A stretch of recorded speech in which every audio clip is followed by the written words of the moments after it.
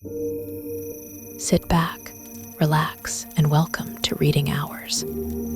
Today's book is The Lord of the Rings, The Return of the King by J.R.R Tolkien. Please let us know in the comments from where you are watching, or if there is a book you want us to summarize in future. J.R.R.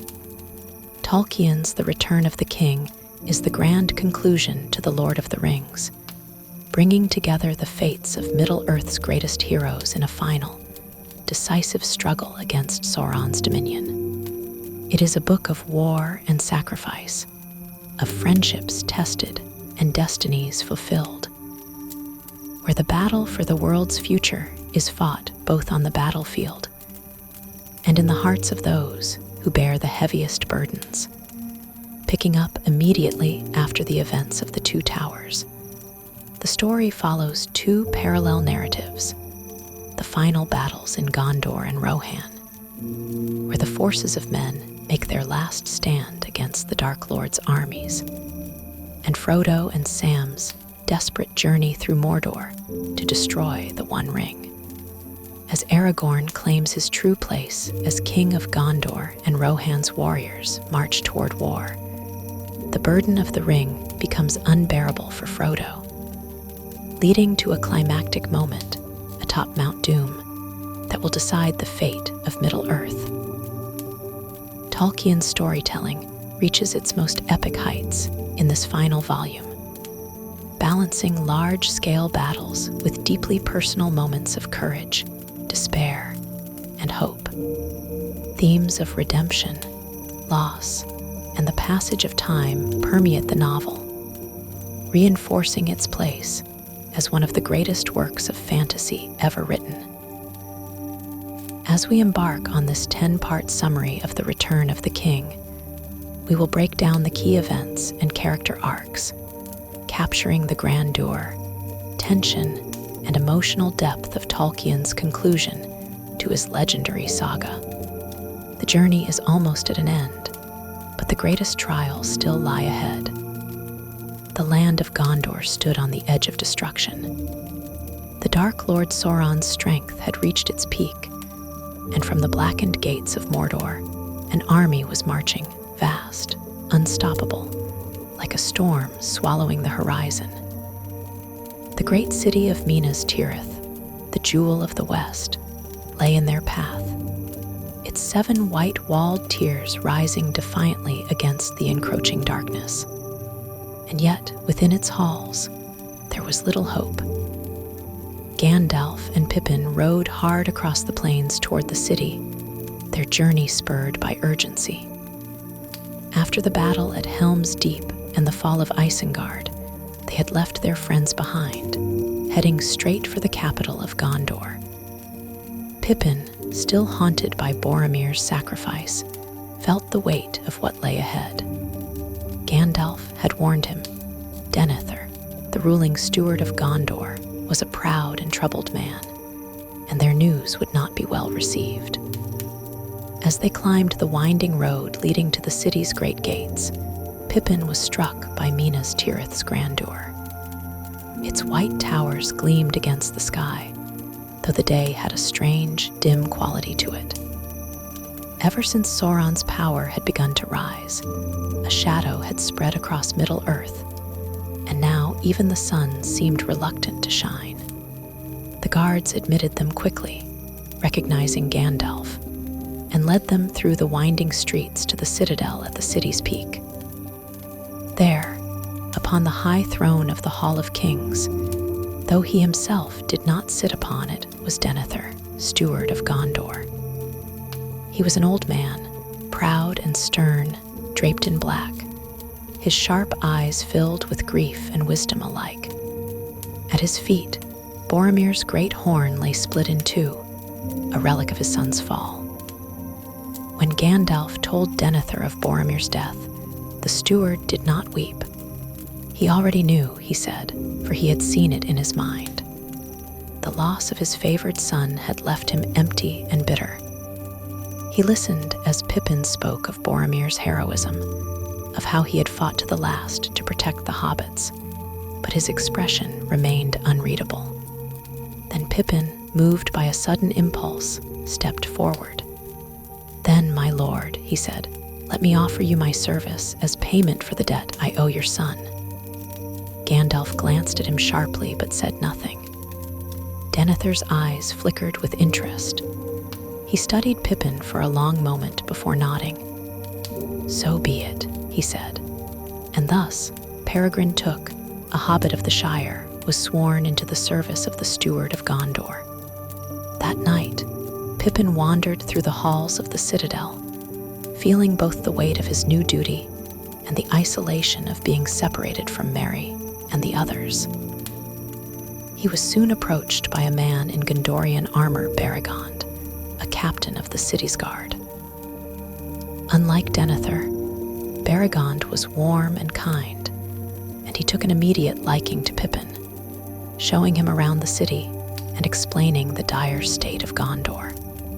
The armies of Mordor were preparing to strike, and Gondor's defenses were weakening. Worse still, the steward himself had grown distant and despairing. Though none dared speak it aloud, there were whispers that Denethor had some secret knowledge of the Dark Lord's strength, something that had filled him with hopelessness. As Pippin looked out over the battlements, he saw a movement in the east. Far away, upon the mountains of Gondor, a beacon burst into flame, and then another, and another. Across the vast expanse of the land, the signal of war had been lit. The call for aid had gone out to Rohan. Far away in the lands of the Horse Lords, Aragorn, Legolas, and Gimli had reunited with King Theoden. The victory at Helm's Deep had been hard won, and Isengard had fallen, but there was no time to rest. The beacons of Gondor burned in the night sky, and the Rohirrim would ride once more. Yet Aragorn knew that something more was required. The time had come for him to embrace his true destiny, the path of kingship. But in order to do so, he would have to take a road that no man had dared tread in centuries. Deep beneath the mountains of Gondor lay the paths of the dead. There, in the black tunnels, dwelled the cursed spirits of the Oathbreakers, an ancient army that had once sworn loyalty to Gondor's first king, but had betrayed their vow. For their treachery, they had been cursed to remain restless phantoms, unable to pass beyond the world of the living. Only the heir of Isildur had the right to summon them, and Aragorn was that heir. Though it was a journey of great peril, Aragorn did not hesitate. He turned to his companions. "I go to summon that which has been lost," he said. "Who will follow?" Legolas, fearless as ever, nodded. "You have my bow." Gimli, though uneasy, squared his shoulders. "And my axe," he muttered, "though I like it not." And so, leaving Theoden to prepare Rohan's army, Aragorn, Legolas, and Gimli set out on a path no living man had walked and returned from. Back in Minas Tirith, Denethor's despair deepened. He had looked into the Palantir, the ancient seeing stone that allowed him to glimpse far places, and had seen visions of Sauron's overwhelming might. To his eyes, the war was already lost. He refused to send word to Rohan. He refused to hope, but Gandalf had not given up. He strode through the city, rallying the defenses, commanding men to the walls. Pippin watched in awe as the wizard prepared for the coming siege, determined to hold the city even if its own ruler would not. Then, in the distance, a low rumble filled the air. The ground trembled. A shadow blotted out the stars. Sauron's army had come.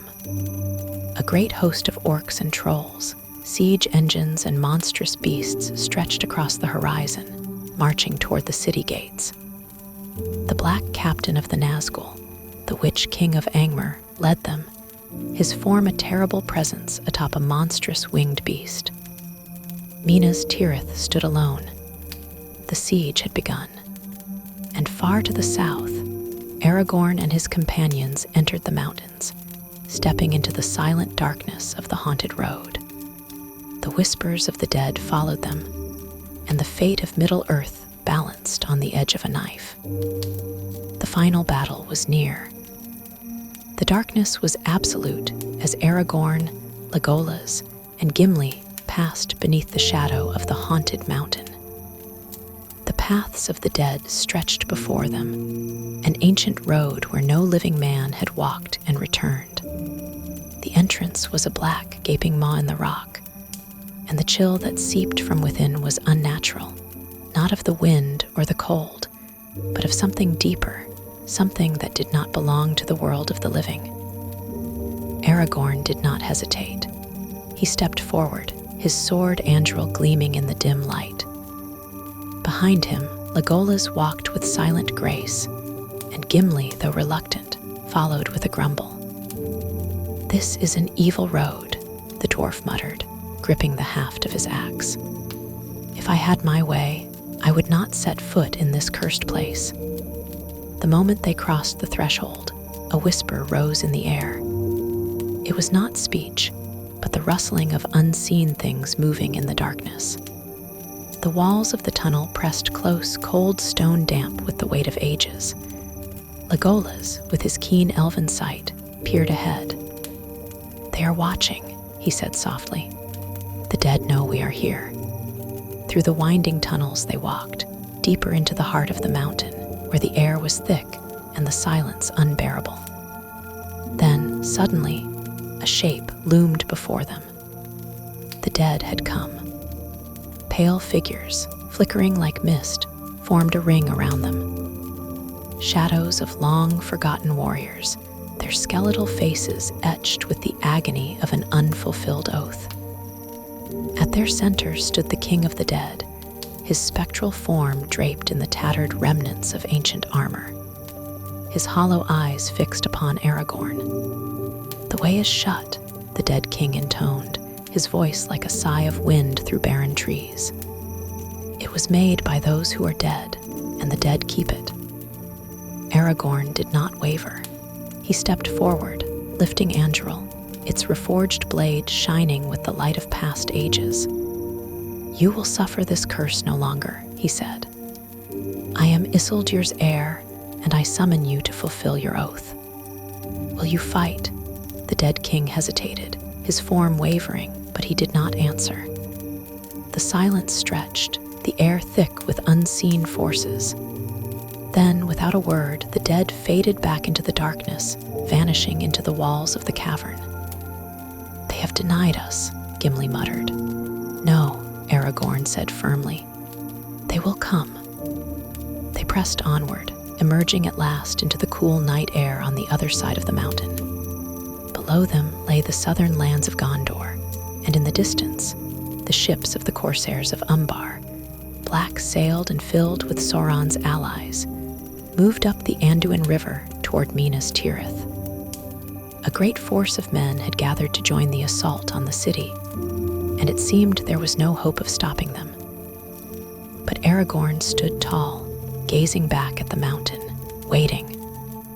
A hush fell over the land. Then, as if summoned by an unseen force, the dead emerged. A silent, spectral host poured from the mountain's depths, their forms shifting like mist in the moonlight. They did not speak, but the promise of vengeance burned in their hollow eyes. The King of the Dead bowed his head to Aragorn. "We fight," he said. Meanwhile, back in Minas Tirith, the storm of war had begun. The city trembled as siege engines unleashed their fury. Great stones, blackened with fire, hurtled through the air, crashing into the white walls of Gondor's capital. Towers crumbled, screams filled the night, and the men upon the walls fought desperately to hold their ground. At the forefront of the assault stood the Witch King of Angmar, the Lord of the Nazgul. His towering figure, clad in dark robes and crowned with malice, moved like a shadow of doom.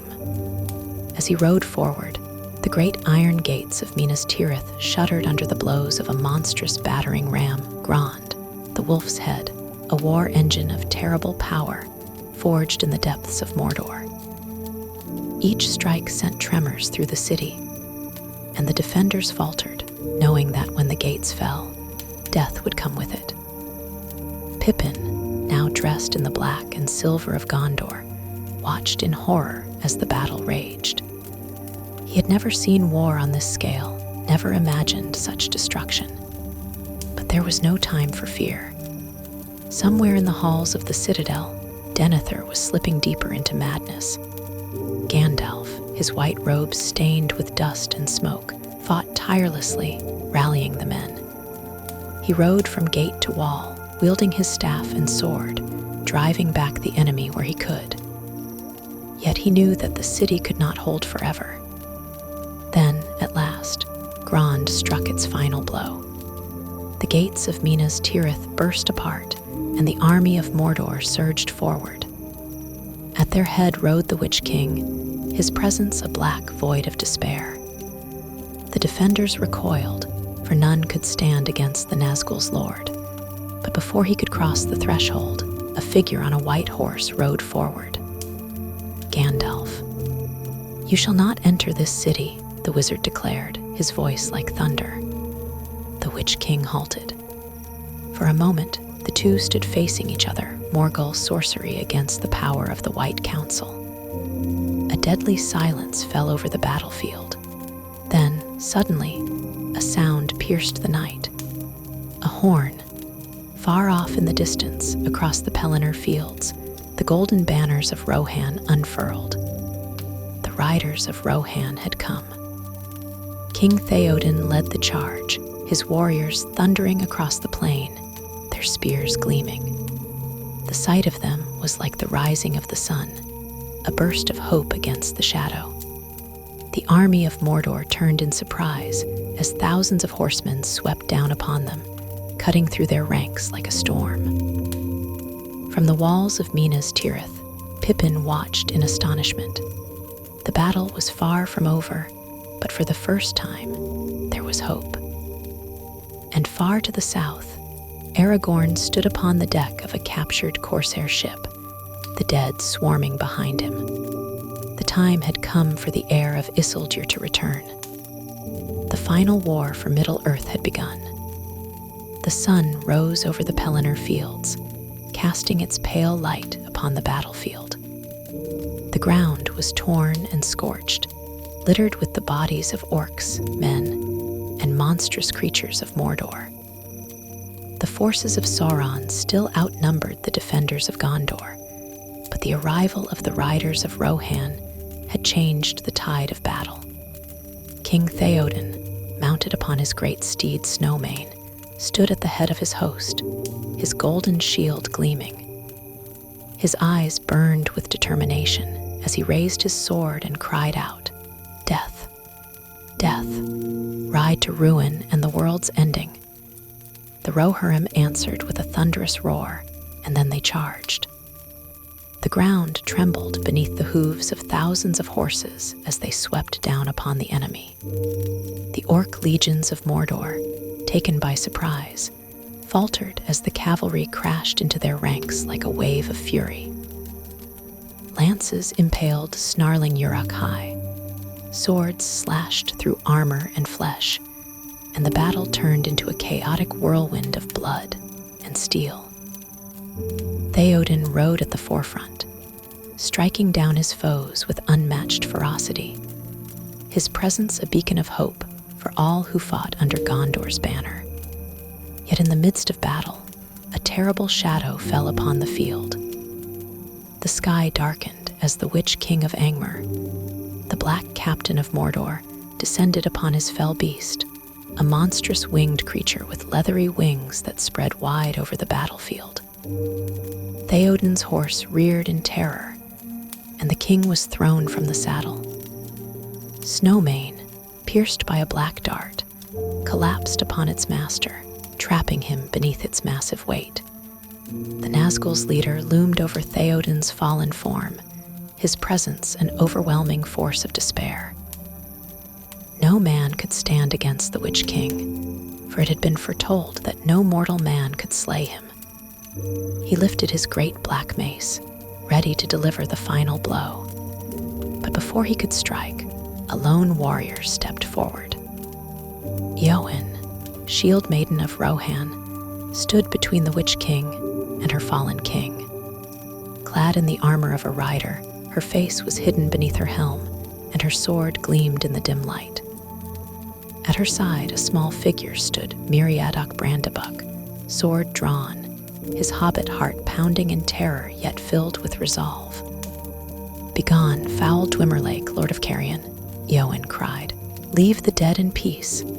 The Witch King's fell beast screeched, and he laughed, a cold, hollow sound. "You fool," he hissed. "No man may hinder me." Eowyn raised her sword. "But no man am I," she declared, tearing off her helm. Her golden hair streamed in the wind, and her eyes blazed with defiance. With a shriek of rage, the Witch King swung his mace. Eowyn raised her shield, and the blow shattered it, sending pain lancing through her arm. She staggered but did not fall. Summoning all her strength, she drove her sword forward, piercing the fell beast's throat. The monstrous creature reared back, shrieking as it collapsed in death. The Witch King, undeterred, rose to his full, terrible height and advanced. But in that moment, Merry, unseen in the chaos, crept behind him. With all his strength, the hobbit plunged his blade, a dagger forged long ago in the lost kingdom of Arnor, into the Black Captain's knee. The enchanted steel burned with ancient power, striking at the very heart of his sorcery. The Witch King staggered, his form wavering. And then, with one final cry, Eowyn drove her sword into the empty void beneath his crown. A piercing wail tore through the battlefield as the Witch King of Angmar, greatest of the Nazgul, was undone. His form collapsed in on itself, vanishing like smoke upon the wind. The battle raged on, but the fall of the Black Captain sent fear rippling through the ranks of Mordor's forces. The Rohirrim fought with renewed fury, but their king lay dying upon the field. Eowyn rushed to Theoden's side, cradling his head. His eyes, clouded with pain, softened as he recognized her. "I go to my fathers," Theoden whispered, his breath shallow. "And even in their mighty company, I shall not be ashamed." Eowyn wept as the light faded from his eyes. The king of Rohan had fallen, but his people had not. The riders of Rohan fought on, and the battle was not yet over. In the distance, another force approached the battlefield, black ships gliding up the river, their sails marked with the insignia of the corsairs of Umbar, allies of Mordor. A new wave of despair fell upon the defenders of Gondor as they saw the reinforcements arriving for the enemy. But then, a standard was unfurled upon the lead ship, and the wind caught its fabric, revealing a sigil unknown to the forces of darkness, a white tree upon a field of black. Aragorn had come. With him rode Legolas, Gimli, and the Rangers of the North, alongside the ghostly host of the dead. The Oathbreakers, bound by their ancient vow, swarmed the battlefield like a spectral tide, passing through armor and flesh, draining the life from all who stood against them. The orcs screamed in terror, their lines breaking as the dead fell upon them. Aragorn leaped from the ship, Anduril blazing in his hand. "For Gondor," he cried, and his men followed him into battle. The battle that had once seemed hopeless now turned in favor of the free peoples. With the aid of the dead, the enemy was routed, and soon the fields of Pelennor were cleared of Sauron's minions. The White City still stood. Gondor had not fallen, but victory came at a cost. The bodies of the slain littered the fields, and among them lay Eowyn, pale and unmoving, and Merry, barely conscious. The healers rushed to their side, but their wounds were more than physical. Some darkness lingered in them, a shadow left by the Witch King's terrible presence. And as Aragorn stood amidst the wreckage of war, he knew that this was only a reprieve. Sauron had suffered a great defeat, but he would not remain idle. The Dark Lord would strike again, and the final battle had yet to come. For now, the dead had fulfilled their oath. Aragorn led them to the Hill of Erech, where the King of the Dead stood before him. "Your oath is fulfilled," Aragorn declared. "Depart and be at peace." A great sigh passed over the land, and the ghostly host began to fade. Their curse finally lifted. The dead were no more. As the sun set over the Pelennor fields, the victors mourned their fallen, and Minas Tirith prepared for what was still to come. The war was not yet over, and the road ahead led only to Mordor. And so, with heavy hearts, they turned toward the next battle, knowing that the fate of Middle-earth still hung in the balance. The aftermath of battle weighed heavily on Minas Tirith. Though the fields of Pelennor had been won, the city had paid dearly for its survival. Theoden, the king of Rohan, lay dead, along with many of his warriors. Eowyn and Merry, though victorious in slaying the Witch King, had fallen into a death-like state, touched by the lingering black sorcery of the Nazgul. The streets of the city were lined with wounded men, their bodies broken from the siege. Smoke still rose from the lower levels where fire had ravaged homes and towers. Yet, despite the sorrow, there was hope. Aragorn had arrived, though he had fought as a warrior, leading the dead to victory over the Corsairs and turning the tide of battle. He had not yet entered Minas Tirith as its rightful king. For he knew that the power to claim the throne was not in mere conquest, but in the hearts of the people. Instead, he remained outside the gates, tending to the wounded. Gandalf, accompanied by Imrahil, Prince of Dol Amroth, found Aragorn standing beneath the banners of his household, overseeing the care of the sick and injured. "The city calls for its king," Gandalf said. Aragorn shook his head. "Not yet," he replied. "There is still more to do, and I shall not enter until I am needed." But there was one thing only he could do. Eowyn, daughter of Rohan's house, and Merry, the valiant hobbit of the Shire, lay in the houses of healing, beyond the skill of ordinary healers. Their wounds were not of flesh alone, but of spirit, and only a power ancient and rare could call them back.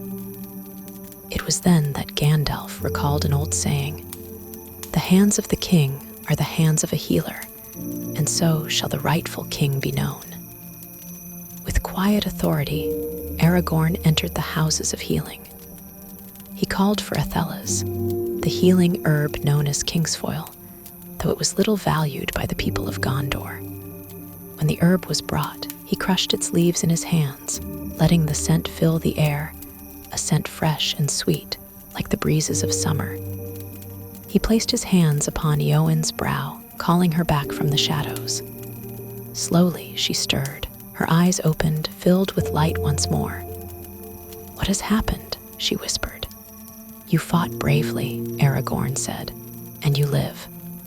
He did the same for Merry, and then for Faramir, the last son of Denethor, who had been brought to the city near death after his father's madness had nearly consumed him in fire. Aragorn's touch, along with the healing power of Athelas, restored them all, and soon the whispers spread through the city. The heir of Isildur had come. The king had returned, not with a crown upon his head, but with life in his hands. Yet there was no time for rest. Though Minas Tirith had been saved, the war was not yet won. Sauron had been struck a terrible blow, but he would recover, and soon all the forces of Mordor would march upon them.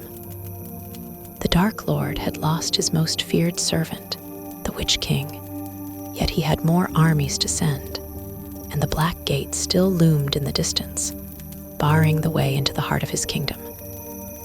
A council was called.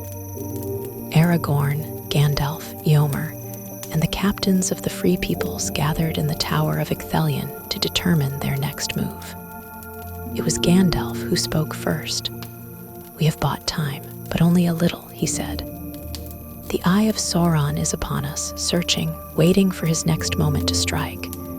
We must not let him choose it. We must act." "But how?" Imrahil asked. "We cannot hope to take the fight to Mordor itself. Our numbers are too few." Aragorn, standing tall among them, met their gaze. "That is why we must march," he said. "Not to overthrow Mordor by strength of arms, for we cannot, but to draw Sauron's gaze away from where his true doom lies." All eyes turned toward him.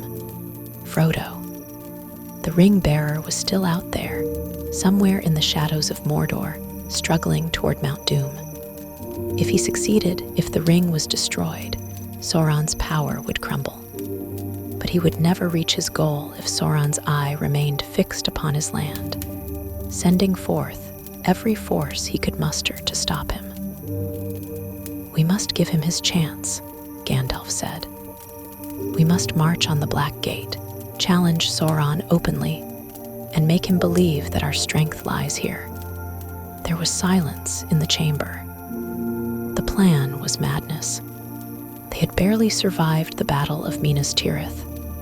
How could they hope to stand before the Black Gate? They would be walking into certain death.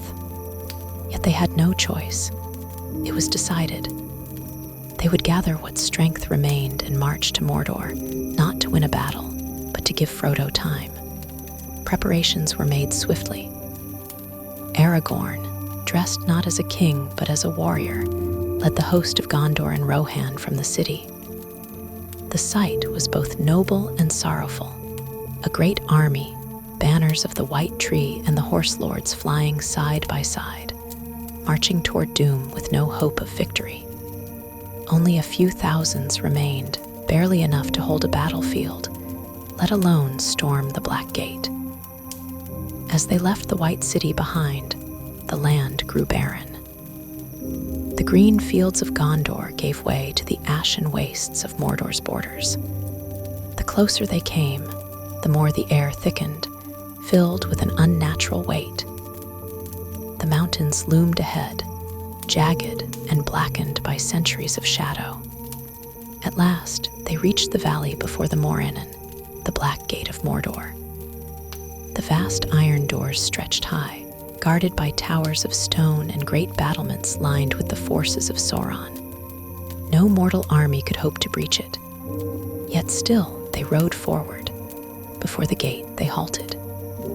Aragorn, Gandalf, Eomer, Legolas, Gimli, and Imrahil stepped forth, flanked by their standard bearers. A hush fell over the battlefield. Then, with the sound of grinding metal, the great gates opened. A single rider emerged, cloaked in black and bearing the sigil of the lidless eye. He was the mouth of Sauron, the Dark Lord's emissary, a creature of cruelty and cunning. His lips curled into a sneer as he approached the captains of the West. "You come with bold words," he said, "but you are outmatched. Your city is broken, your people few. You have no hope." And then, with a cruel smile, he revealed something that made the hearts of the company falter. A small piece of cloth, a mithril coat shimmering silver in the dim light, Frodo's, the hobbit's armor taken from him in the depths of Mordor. The sight of it was a dagger to their hearts. Had he failed? Had Sauron captured him? Had the quest come to ruin? For a moment, despair settled upon them. But then, Aragorn stepped forward. His eyes burned with resolve, and he drew Anduril from its sheath, its flame like blade glinting in the light. "You lie," he said, his voice unwavering. "Your master's hold is not yet complete." The mouth of Sauron snarled but did not answer. Instead, he turned and rode back into the gate. Then, with a great rumbling, the doors of Mordor swung wide, and from the darkness within, a tide of shadow poured forth. Sauron's final army had come. The Black Gate stood open, and from its yawning depths, the legions of Mordor poured forth. The army that emerged was unlike any the Free Peoples had faced before. Great battalions of orcs, clad in black armor, moved like a tide of darkness across the blasted plain. Trolls, taller than the mightiest men of Gondor, lumbered forward, their clubs the size of tree trunks. Among them rode the black-armored Easterlings, their crimson banners fluttering in the foul wind, and the wicked Southrons, guiding their towering Mumakil, the great war beasts of Harad. Against them stood Aragorn's host, a small, defiant force, standing like a flickering candle against a storm. They knew there was no victory to be had here. Their purpose was not conquest, but distraction. Yet even as the enemy gathered before them, doubt gnawed at their hearts. Had Frodo failed? If Sauron had captured the ring, all of this was meaningless. But there was no time for hesitation. With a great cry, the trumpets of Gondor and Rohan sounded, and the captains of the West raised their weapons. For Frodo, Aragorn murmured, before charging forward. The armies clashed with a fury unlike any battle before. Orcs swarmed like locusts, striking with jagged blades and poisoned arrows.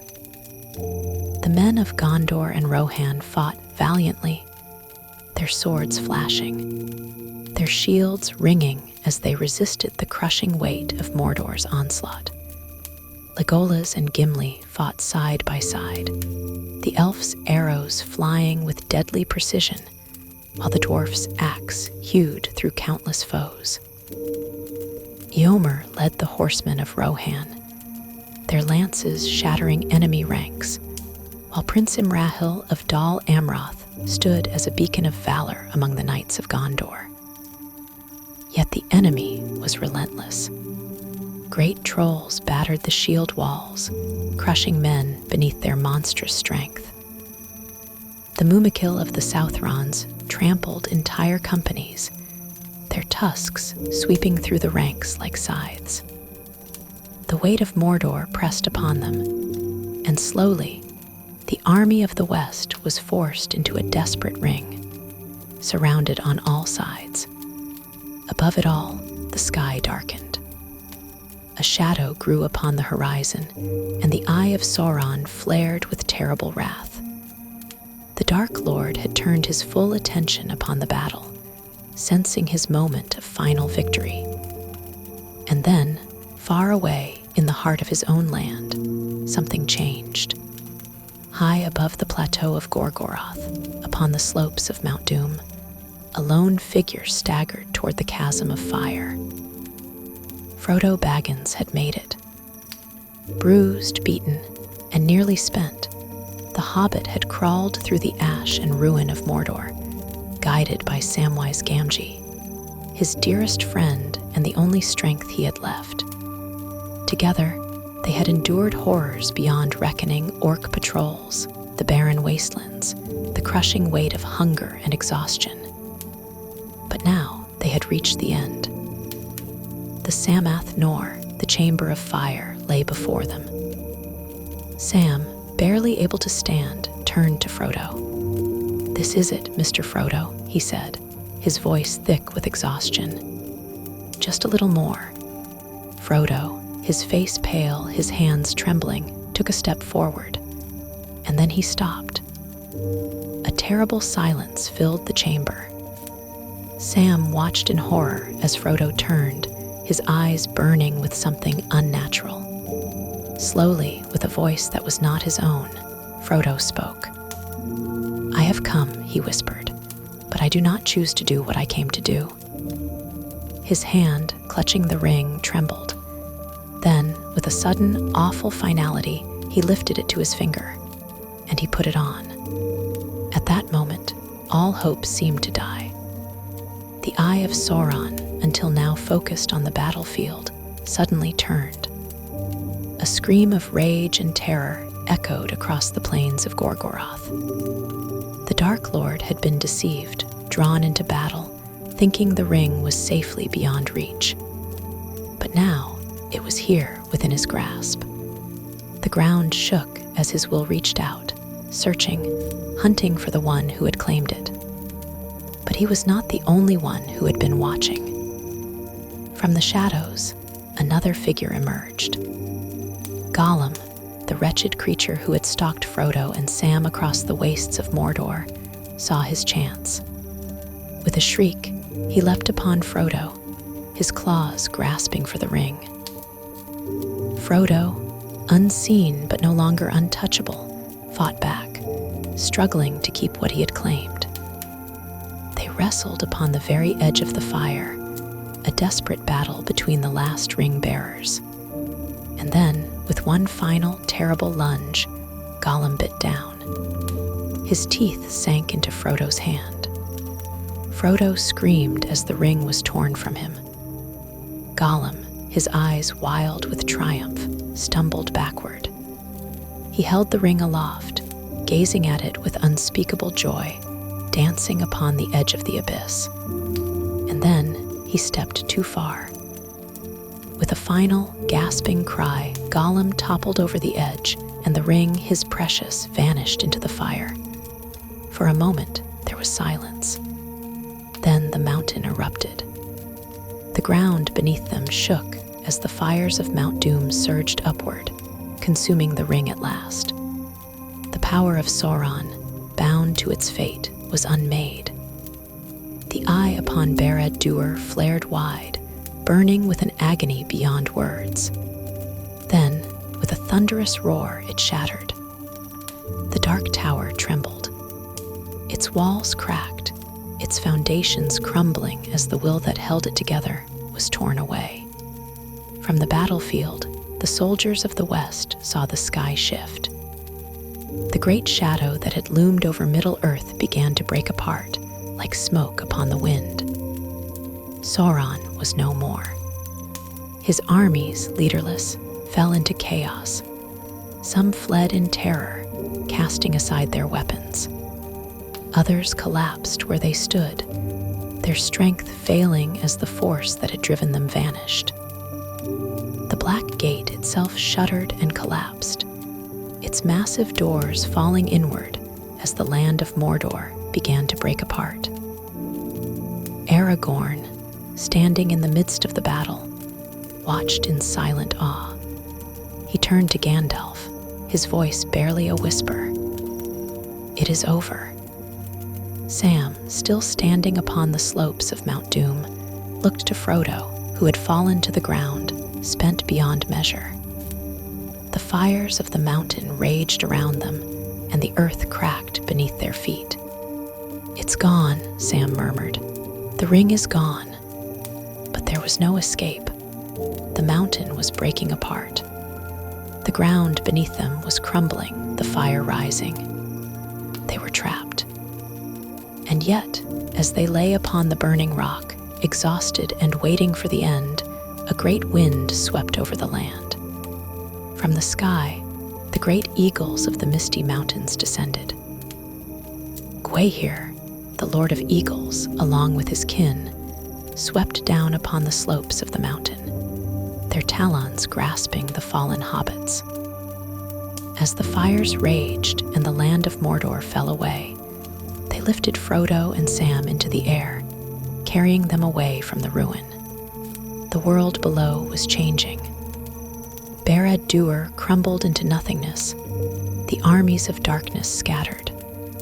The black clouds that had covered the sky for so long parted, and at last, the light of the sun touched the land again. It was over. The War of the Ring had ended. Frodo awoke to the sound of birdsong. For a long moment, he did not know where he was. There was light all around him, golden and warm, unlike anything he had felt in what seemed like years. His last memories were of fire, of the darkness of Mordor, of unbearable pain and loss. And yet now he lay in a soft bed, wrapped in clean white linens, with fresh air drifting through the open window. Then he heard a voice. "Well, Master Samwise, awake at last." Frodo turned his head, and there sat Gandalf, smiling. "Gandalf," Frodo whispered, his voice hoarse with disbelief. "But I thought you were dead," Gandalf chuckled. "Indeed, and I thought the same of you." A sudden rush of laughter, joy, and relief filled the air as the door swung open and Sam burst into the room. Tears streamed down his face as he ran to Frodo's side. "Frodo, oh Frodo, you're awake. You made it." The two hobbits clung to each other, overwhelmed by the simple, impossible fact that they were alive. The weight of their suffering still lingered, but in that moment they were safe. The ring was gone. Sauron was defeated. The nightmare had ended. As the days passed, Frodo and Sam learned all that had happened since their rescue from the fires of Mount Doom. The great eagles had borne them far from Mordor's destruction, carrying them to Ithilien, the fair land of Gondor. There, Aragorn had tended to them himself, using the healing powers of the kings of old to bring them back from the brink of death. And now, the world was changing. The shadow had lifted, and the free peoples of Middle-earth were gathering in Minas Tirith to witness the dawn of a new age. The City of Kings had suffered greatly during the siege, but it still stood, proud and defiant. Its white towers rose high above the Pelennor fields, gleaming under the sun once more. The banners of Gondor flew freely, no longer overshadowed by the fear of Mordor. People from across the realm had come to see the great coronation of their new king, Aragorn, son of Arathorn, heir of Isildur. And so, the day arrived. Dressed in royal garments, with a simple crown of silver and gems, Aragorn stood before the gathered hosts of Gondor and Rohan, before elves and dwarves, before all the free peoples of Middle-earth. Faramir, the last steward of Gondor, stepped forward and spoke. "The last steward of Gondor begs leave to surrender his office," he said, kneeling before Aragorn and holding out the white rod of his station. Aragorn took it, but instead of casting it aside, he placed it back in Faramir's hands. "That office is not ended," he said, "and it shall be thine and thy heirs, so long as the people of Gondor shall endure." Then, turning to the people, he raised his sword, Anduril, the flame of the west, and spoke in the ancient tongue of Numenor. With those words, he was crowned a Lesar, the Elfstone, King of Gondor and Arnor. A great cry rose from the city, and the bells of Minas Tirith rang across the land. The Age of Men had begun. Yet Aragorn's first act as king was not to claim the throne, nor to issue commands. Instead, he turned to the gathered crowd, where stood a company of elves, led by Elrond of Rivendell. And at Elrond's side was Arwen, the even-star of her people. She had come at last.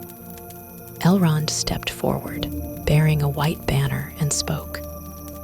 "I bring you the standard of Elendil," he said, "and the blessing of my house.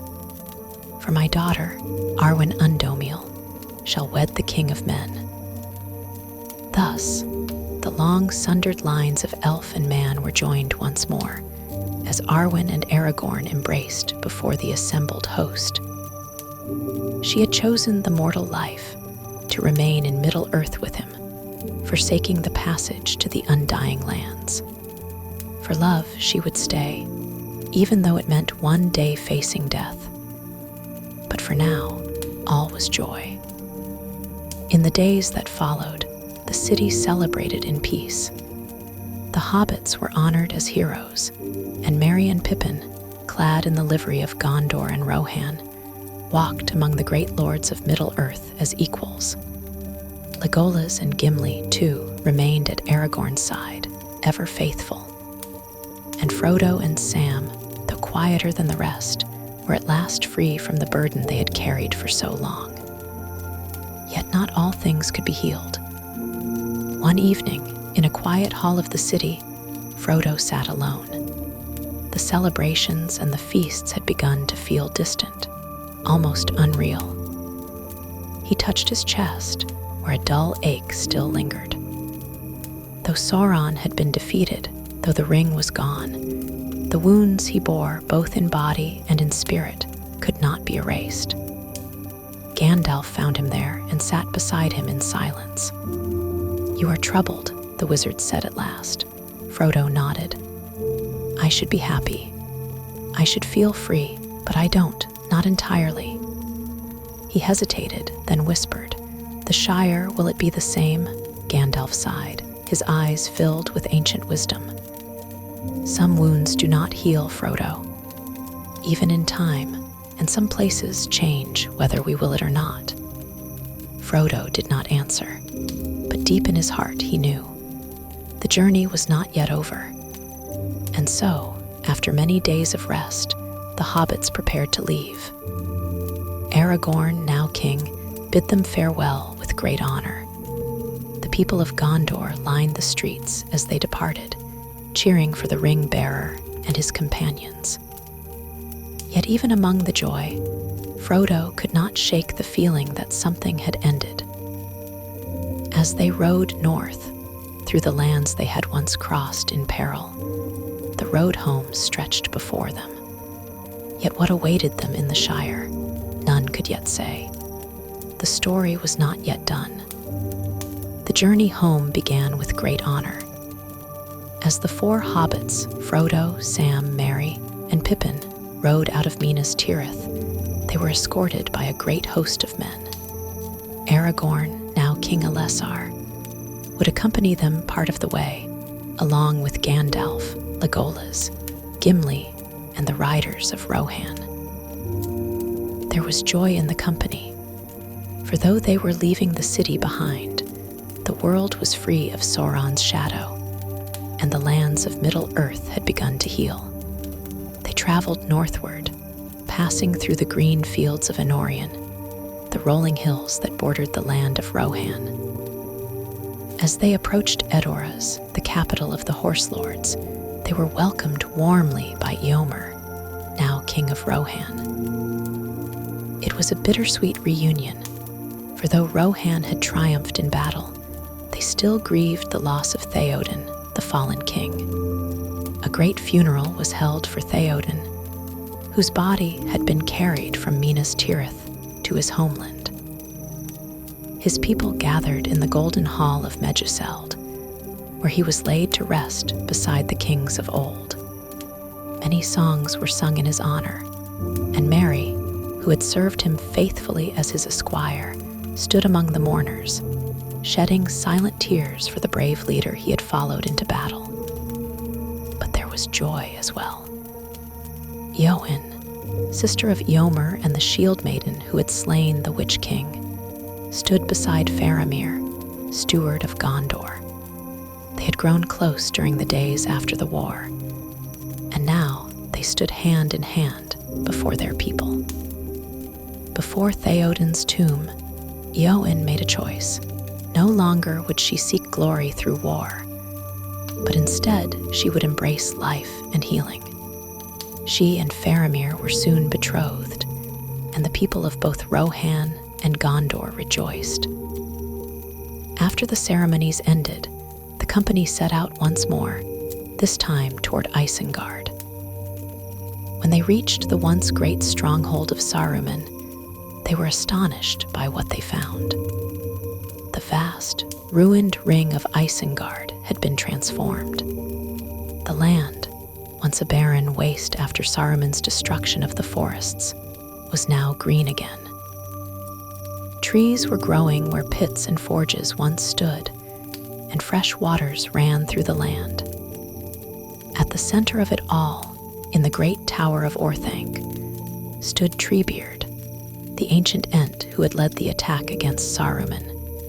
He greeted them warmly and told them that the work of healing had begun. The Ents had begun to remake the land, undoing Saruman's destruction. However, when the travelers asked after the fallen wizard, Treebeard's tone darkened. Saruman, once one of the greatest of the Astari, had been released. The Ents had kept him prisoner in Orthanc for a time, but in the end, they had let him go, along with his servant, Wormtongue. He was but a withered old man, full of malice but without power, Treebeard said sadly. We could not keep him caged forever. This troubled Gandalf, but he said nothing of it. As they rested in Isengard, Legolas and Gimli spoke of their own journey ahead. Legolas wished to visit the great forests to the north, and Gimli longed to see the glittering caves of Helm's Deep again. The two friends, though different in many ways, had formed a bond stronger than any that had existed between elf and dwarf in ages past. Now, as the world changed, they planned to travel together once more. At last, the time came for the company to part ways. Aragorn, now fully embracing his role as king, bid his friends farewell at the Gap of Rohan. He embraced each of the hobbits, but when he came to Frodo, his gaze was full of understanding. You have carried a great burden, Aragorn said, but do not let it rule you. You are free now.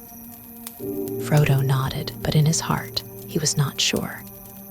With one final farewell, Aragorn turned and rode back toward his kingdom, accompanied by Faramir and the Knights of Gondor.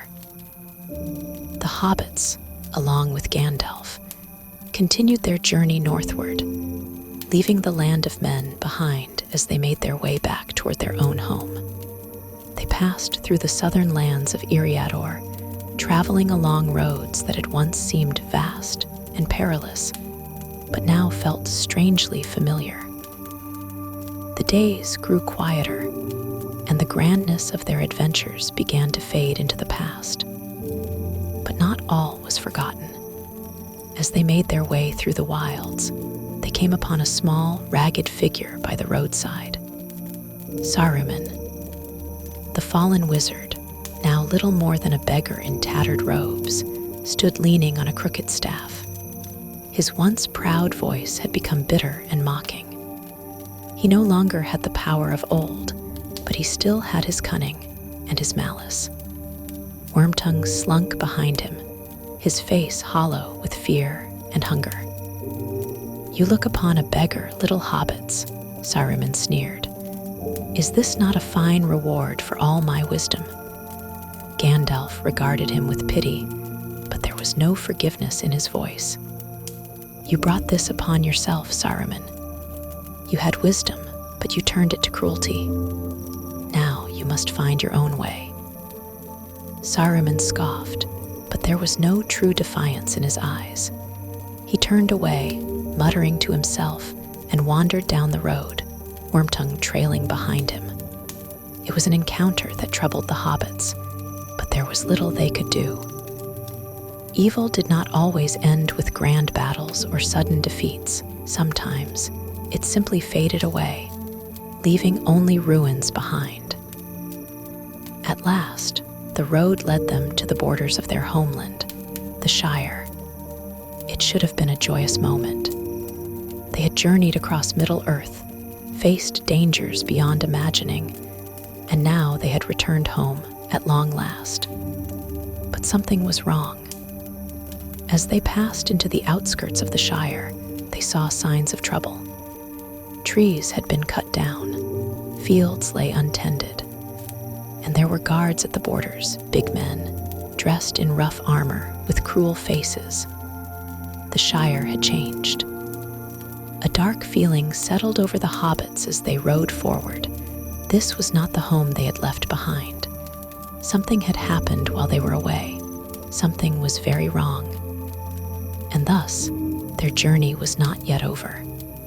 The Shire was not as they had left it. As Frodo, Sam, Merry, and Pippin rode into their homeland, they found the peaceful land of their childhood changed beyond recognition. The fields were bare, the trees had been cut down, and ugly new buildings, sheds, and factories had been built in place of the cozy old hobbit holes. A grim air hung over everything. The simple, happy life of the Shire had been replaced by fear, and the streets of Hobbiton were no longer filled with laughter and song. At the Brandywine Bridge, they were stopped by rough-looking hobbits dressed in makeshift uniforms, acting as gatekeepers. These so-called sheriffs claimed that new rules had been put in place. No one was allowed to enter the Shire without permission. Merry and Pippin, who had seen the horrors of war firsthand, were not about to be stopped by a few self-important sheriffs. Without hesitation, Pippin swung down from his pony and strode forward.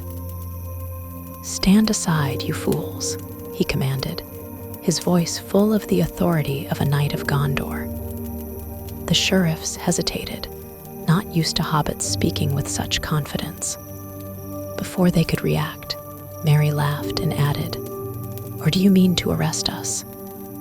The sheriffs blustered and waved their clubs, but they quickly backed down.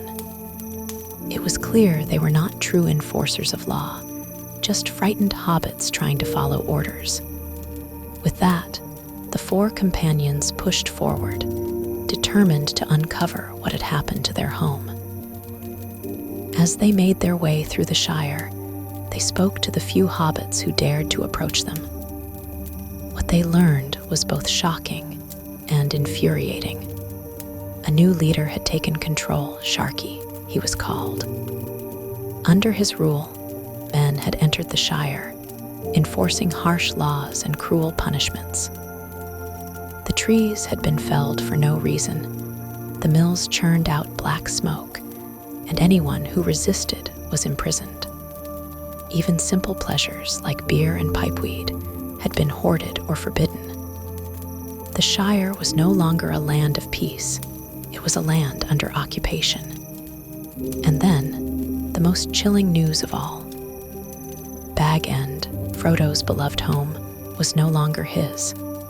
It had been taken by none other than Lotho Sackville Baggins. The greedy cousin had declared himself chief of the Shire and had allied himself with the men who now ran things. But rumors whispered that Lotho was no longer truly in charge. Someone else had come, someone worse. Sharky was none other than Saruman. The fallen wizard, stripped of his former power, had slithered into the Shire and taken control, using what little influence he had left to bring ruin to the land. He had turned the Shire into a twisted reflection of what he had tried to do in Isengard, mindless industry, destruction of nature, and the rule of fear. Frodo and his friends were furious. They had faced the Black Riders, the armies of Mordor, and the terror of Mount Doom itself. They would not bow to a bully like Lotho Sackville Baggins or allow Saruman to poison their home. Merry, ever the strategist, wasted no time in making a plan. "This is no different from any battle," he said. "These men have taken our home, and we're going to take it back." Pippin, whose time among the soldiers of Gondor had strengthened him, nodded in agreement. "And we'll raise the Shire against them." Sam, however, was quiet. He looked around at the ruined trees and fields, his heart heavy with grief. The Shire had once been a place untouched by the world's troubles. Now, it had been scarred, perhaps beyond repair. "We shouldn't have let this happen," he murmured. "We should have been here." But Frodo placed a hand on his shoulder. "We're here now," he said gently. And so they began. Their first task was to rally the hobbits. At first, many were afraid after all. The men in charge carried weapons and had been enforcing their rule with threats and violence. But as word spread that Frodo, Sam, Merry, and Pippin had returned, the hearts of the hobbits began to stir. These four had always been ordinary folk, like them until now. They had returned taller, stronger, and filled with a confidence none had seen before. If they could fight back, so could the rest of the Shire. The rebellion began small. They gathered hobbits in secret, spreading word of the chief's injustices and the need to resist. Then, the fighting began in earnest. Merry and Pippin led the first assault. They struck at night, driving the men from their guardhouses and taking control of key roads and bridges. The sheriffs, who had once enforced the chief's rules, now saw that the tide was turning. Many abandoned their posts and joined the rebellion, throwing away their clubs and taking up arms against the men who had oppressed them. The Battle of Bywater was the final confrontation. The men, realizing they were losing control, tried to crush the uprising. They marched with torches and clubs, thinking they could scare the hobbits back into submission. But they underestimated the strength of those they oppressed. Under Merry's command, the hobbits fought back, using their knowledge of the land to their advantage. They blocked roads, threw up barricades, and rained stones and arrows from hidden positions. The men, used to bullying and intimidation, were caught off guard by the sheer determination of the hobbits. One by one, they were driven back, until at last, the last of them surrendered or fled. When the dust settled, the Shire was free once more. Lotho Sackville Baggins was found cowering in Bag End, but he was a broken figure, no longer the scheming villain he had once been. His rule had ended long before the battle. Sharky had taken full control, and Lotho had been nothing but a puppet. Worse still, it was discovered that he had been murdered by Wormtongue, Saruman's wretched servant. And then, there was one final confrontation. Saruman stood in the ruins of Bag End, looking down at the hobbits who had defeated him. He laughed, but there was no power left in him. He was a shadow of his former self, a broken figure full of bitterness and hatred. "You think you've won," he sneered. "Fools, you cannot heal all that has been done." Frodo, ever merciful, stepped forward. "You have no power here, Saruman. Leave and trouble us no more." Saruman scoffed, but there was no fight left in him. He turned away, his final defeat complete. But Wormtongue, who had suffered years of abuse under him, had reached his breaking point. With a sudden cry of rage, he drew a knife and struck Saruman down. The wizard collapsed, his life ending in the very land he had tried to destroy. Wormtongue tried to flee, but he too was struck down by the hobbits before he could escape. And so, the last remnant of the war was ended. The Shire was free, but it had been changed forever. Though the men were gone and Saruman was dead, the scars of what had happened remained. The land was wounded, and many homes had been lost. But Frodo, Sam, Merry, and Pippin knew that the hobbits would endure. They had reclaimed their home with their own hands. Now, it was time to rebuild. As they looked out over the Shire, the four friends knew that their journey was almost at an end. But for Frodo, a different path lay ahead. And so, the final chapter of their story was about to begin. The Shire was free, but Frodo felt no sense of victory. Though the battle had been won, he could not shake the feeling that something within him had been lost. While Merry and Pippin celebrated with their fellow hobbits, retelling the story of their triumph at Bywater, and Sam immediately set to work restoring the gardens and fields, Frodo felt himself growing distant. The scars of war were visible everywhere. The land had been stripped of its beauty, trees had been felled, homes ruined, and the the simple pleasures of the Shire had been tainted by the rule of Sharky and his men. But while Sam held onto hope that things could be healed, Frodo struggled to share his optimism. Though he did his best to return to normal life, moving back into Bag End, something had changed. He no longer felt at home. The world he had fought to protect seemed like a place he no longer belonged to. Sam, however, found comfort in rebuilding. With the help of the precious gift, Galadriel had given him the small box of dust from Lothlorien. He set to work restoring the land. He scattered the dust across the Shire, and wherever it fell, life returned. Trees grew stronger and faster than before, and the damage left by Saruman's men began to fade. In particular, he planted a single small seed in the heart of Hobbiton, and from it grew a magnificent Malorn tree, the only one of its kind outside of Lothlorien. Under Sam's care, the Shire blossomed again. But for Frodo, there was no restoration. At first, he tried to find peace in writing. He took up Bilbo's old book and began adding his own story, chronicling the War of the Ring, from the peaceful days in the Shire to the fires of Mount Doom. He wrote of Aragorn's return as king, of the great battles, of Gollum's final moment of madness that saved Middle-earth. But as he wrote, he found that certain memories would not leave him. The wound in his shoulder, where the Witch King's blade had pierced him so long ago on Weathertop, still ached. Sometimes it burned with a cold fire, as though the blade were still inside him.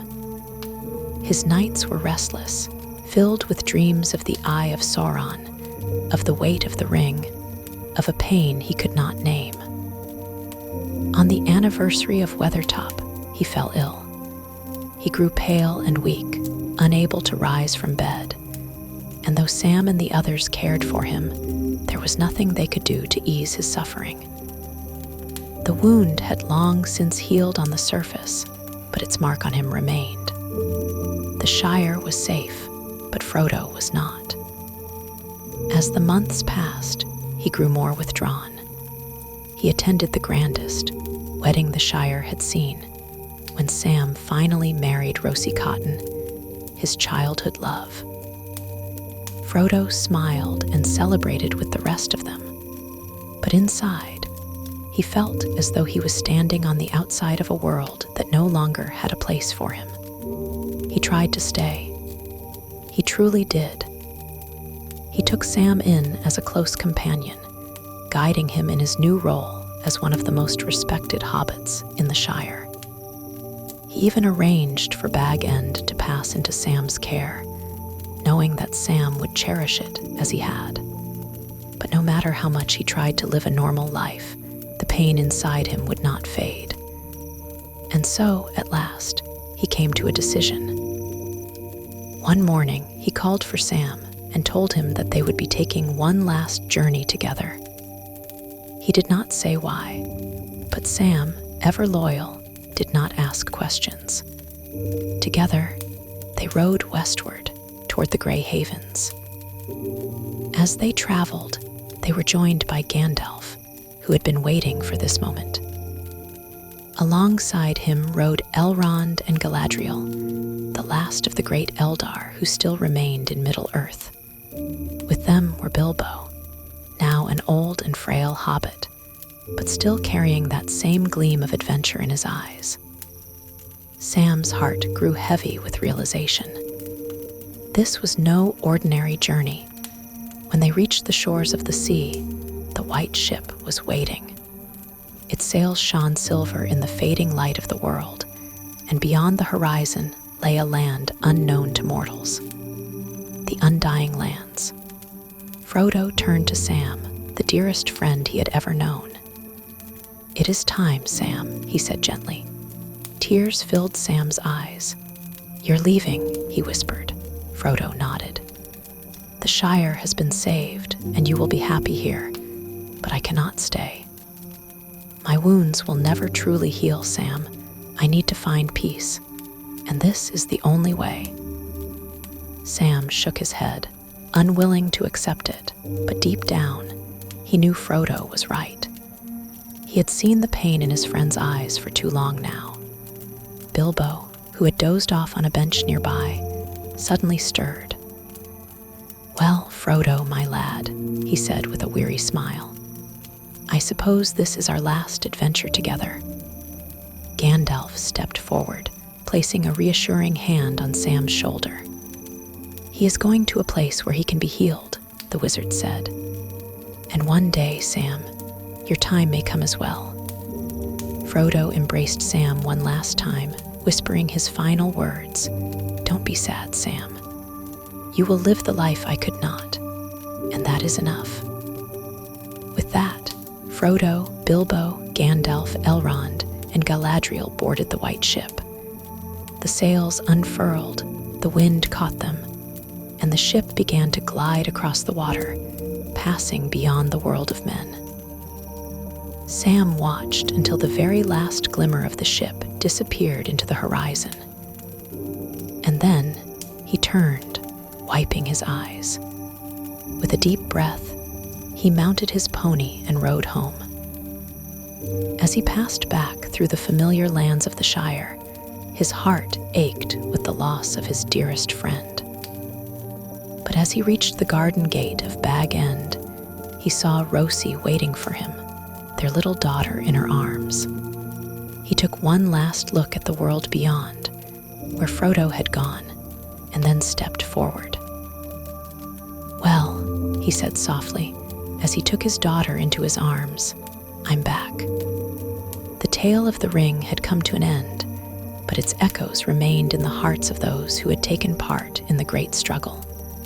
Frodo had departed over the sea, leaving Middle-earth behind to find healing in the undying lands. But for those who remained, life continued. Samwise Gamgee, standing at the door of Bag End with Rosie and their daughter, had spoken the simple words, "I'm back." And with that, a new chapter began. Sam, who had once been nothing more than a humble gardener, was now one of the most respected hobbits in the Shire. Though he had fought in great battles and walked through the darkest lands, he returned not as a warrior, but as a builder, a healer, and a leader. He continued to nurture the land, ensuring that the scars of the past faded, and that the beauty of the Shire flourished once more. Under his care, the land that Saruman had sought to destroy blossomed, and the hobbits of the Shire lived in peace once more. Merry and Pippin, too, found their places in this new age. The two had grown into true leaders, their experiences in Rohan and Gondor shaping them into warriors, unlike any the Shire had ever known. Merry, now known as Meriadoc the Magnificent, became a great leader among the hobbits of Buckland, while Pippin, the boldest of them all, became the Tyne of the Shire, the highest honor among hobbits. Both carried with them the wisdom and strength they had learned in their travels, ensuring that the Shire remained safe from harm. Yet though the Shire was peaceful, Sam could not forget Frodo. Years passed, and though he had a full life, raising a family, tending to the land, and even serving as mayor of the Shire, there was always a part of him that longed for his dear friend. He had seen Frodo's suffering, had watched him carry a burden no one else could fully understand. It was many years later, after he had lived a long and full life, that Sam, now an old hobbit with silver in his hair, received one final call. It is said that one night, he left Bag End for the last time, journeying westward toward the Grey Havens, just as Frodo had before him. And when he arrived, the last white ship was waiting. With it came the final passing of the ring bearers from Middle-earth. And so, the last chapter of the story was written. third age of Middle-earth had come to an end. The War of the Ring had passed into legend, and the world moved forward into a new era. In Gondor, King Aragorn ruled wisely and well, bringing peace and prosperity to the land. Beside him, Queen Arwen remained, her choice to embrace mortality sealing her fate as a part of this world, rather than the undying lands. They ruled together for many long years, and their legacy endured. Legolas and Gimli, the elf and dwarf who had once stood side by side in battle, also took their own paths.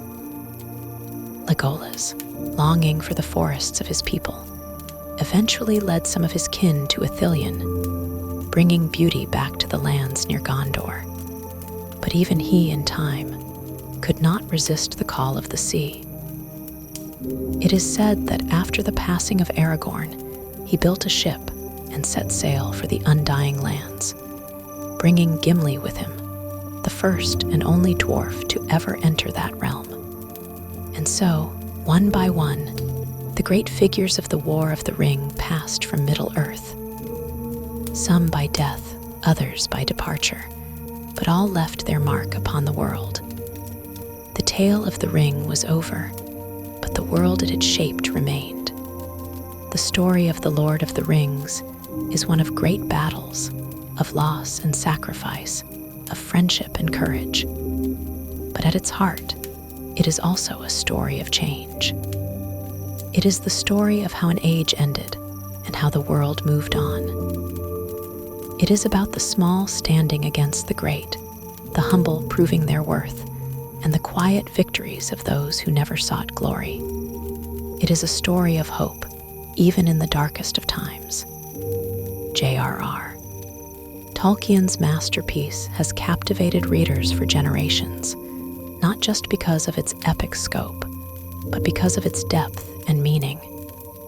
It is a tale that speaks to the nature of power, the weight of responsibility, and the resilience of the human and hobbit spirit.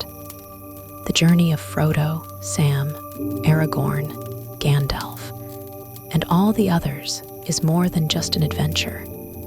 It is a reflection of the struggles we all face, the choices we make, and the sacrifices that shape our lives. Even today, The Lord of the Rings remains one of the most beloved and influential books ever written. It has inspired countless works of fantasy, shaped modern storytelling, and captured the imagination of millions. It is a testament to the power of myth and legend, proving that even the smallest of hands can change the course of history. And so, the story of the One Ring comes to a close.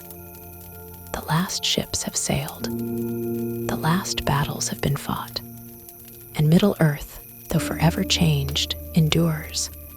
The journey is over, but the road goes ever on.